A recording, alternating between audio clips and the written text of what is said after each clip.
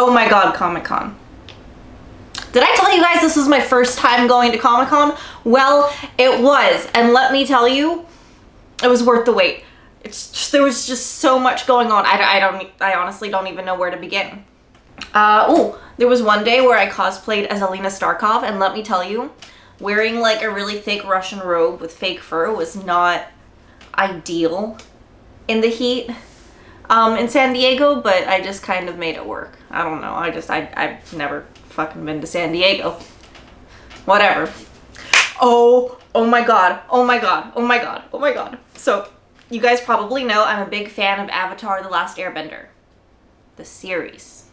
But, so I went to the panel that was going to be hosted by the hosts of the Nickelodeon Avatar podcast. So, Dante Basco and Janet Varney, who plays Korra, was supposed to be there, but I think she got COVID too. It's me, Janet, and I am so sad not to be at San Diego Comic-Con with Dante and with all of you. I've just been doing a little reading while I recuperate, and it reminded me that we actually have some exclusive Avatar Studios news for you all. Now, there have been a lot of rumors floating around, a lot of speculation and a lot of excitement. I feel it too, but we figured it was time to set the record straight. The first feature-length movie from Avatar Studios will be focusing on Avatar, Aang and his friends.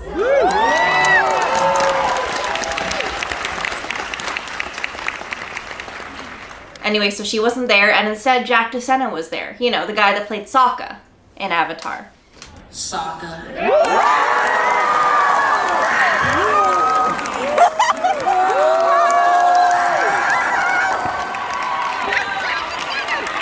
At some point, they're gonna have the whole, my girlfriend turned into the moon. That's rough, buddy. And they did! My first girlfriend turned into the moon. That's rough, buddy.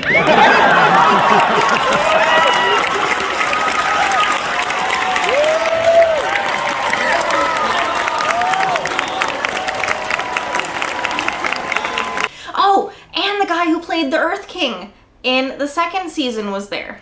The Earth King, Phil Lamar. Give it up.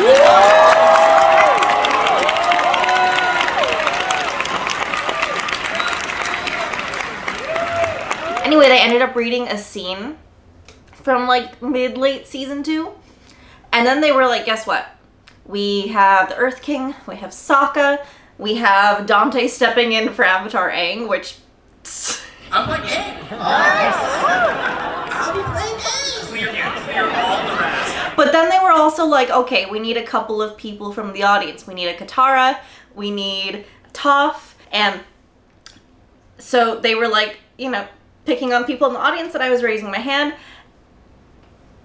And Dante Vasco pointed at me. So I got to read as Katara. That was pretty cool. So you've never been outside the upper ring before?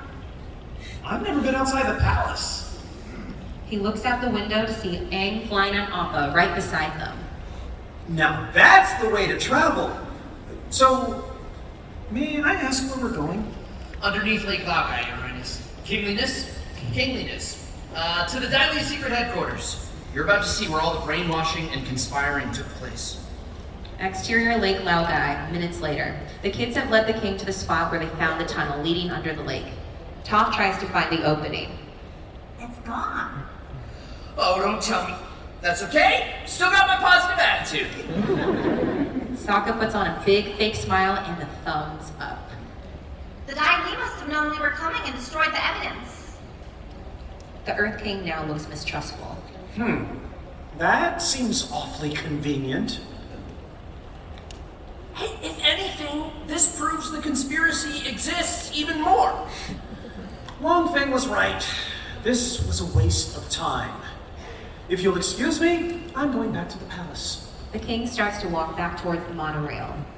The wall. We'll never be able to cover that up in time. Oh yeah! If you come with us to the outer wall, we can prove to you that the secret wall is real. What? No! No Earth King has ever been to the outer wall. I don't have any more time for this nonsense. If you come with us, this time you can ride on Appa.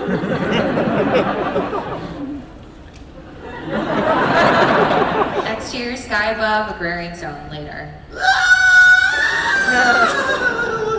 The Earth King looks down, terrified by the flight. First time flying.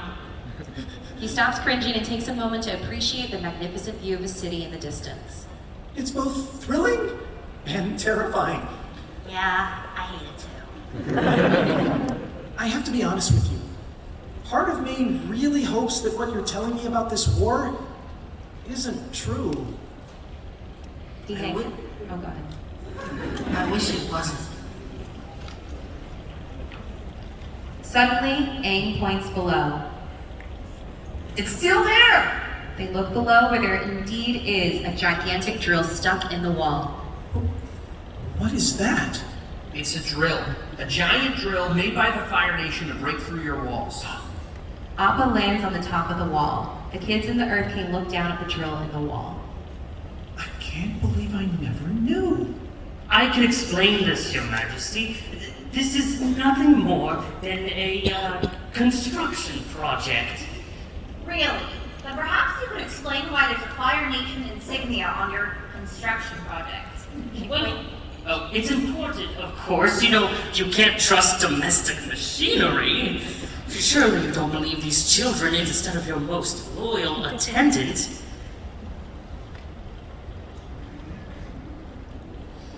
The Earth King looks to Longfeng, who is stewing with anger.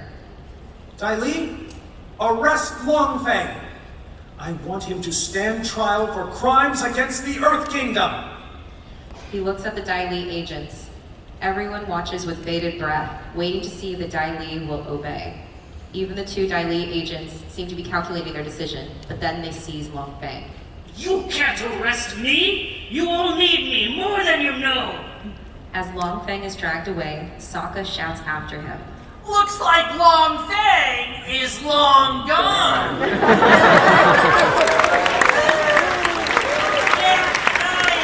Can't wait to use that. See.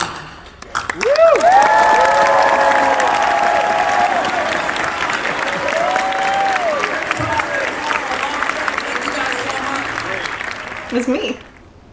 That was Katara. Ooh!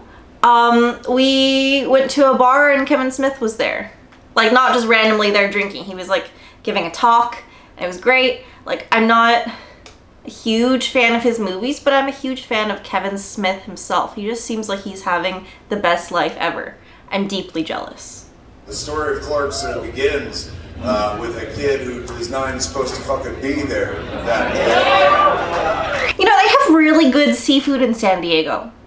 Probably because it comes from a whale's vagina. That makes so much sense now. But I mean, yeah, just Comic-Con was overwhelming in the best way. It was complete sensory overload. You know, I've never really understood that expression, I don't think, until now. Or even what it feels like to have your senses overloaded, but I was overloaded in a big way. Oh, and thank you to everyone who did not come up to me to say hello. I really appreciated that. I'm sure it had nothing to do with the fact that I had a mask on the whole time. Because it meant that I did not have to kill anybody in the convention. That it just would have been too crowded for that. Yeah. Okay, until my next video. Bye, guys.